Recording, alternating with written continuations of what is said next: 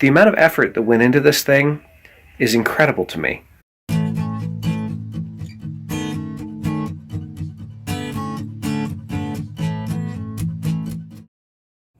Alrighty, so I have a stick, and it's got a curved section that I'm going to use for the sickle.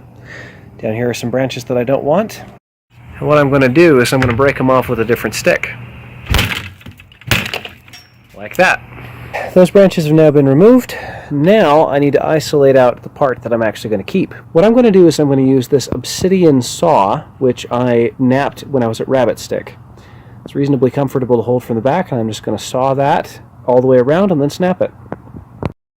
Okay, to demonstrate that technique, I've got this notch here. I'm just rocking it back and forth to make the notch there. I've soaked it overnight to help get the bark off, and I've got a really nice flake here in my left hand. And what I'm going to try to do is I'm going to scrape off the bark. To give a demonstration of how that goes, I'm going to grip this between my knees like so, and then I'm going to start scraping. If I get a sharp edge on one of these flakes, it's actually a very effective knife, and I've whittled the end of this stick. Alrighty, I have removed a wad of bark from this thing, but the knots are kind of hard to get rid of, and my efforts to whittle at the end of this are successful, but more frustrating than I think is worth my time. So I'm going to use concrete to rub out the end here, and to grind away the knots, and also to get rid of the last of the bark. At this point, I have glued up a bunch of blades into the groove that I carved extremely painstakingly into this branch. I would never have believed how physically exhausted you could get from making something. So after the groove was formed, the next step was to get blades to glue into it. And so for what I did for that was, I've been experimenting with flint knapping. I'm not very good at all. I'm not making long, thin trapezoidal sections like you would for like a McQueedle or something.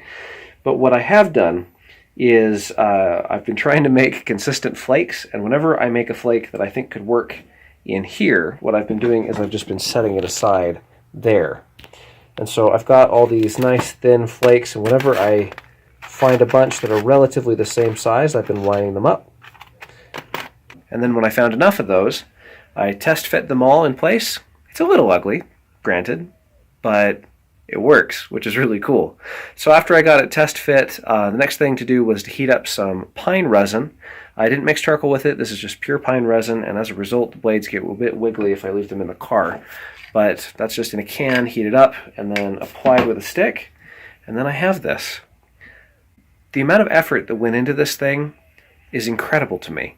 It was physically exhausting to make, and just things like stripping off the bark by rubbing it on a piece of abrasive rock. This thing represents a lot of effort, and therefore kind of means a lot to me. We are now standing in a rye field, and I'm going to give this thing a try.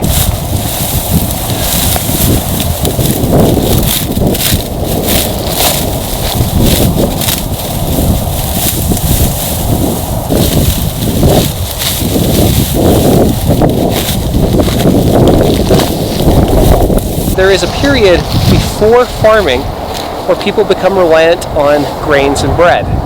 And in that time period, we've got a culture called the Nabateans found around the Fertile Crescent and into Israel.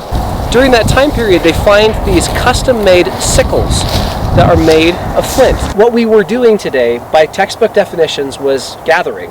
It's theoretically possible for you to live as a hunter-gatherer in an urban environment. I could theoretically harvest enough here, bring it back to my mortgage-free home, and then live on that. That's a thing that could be done.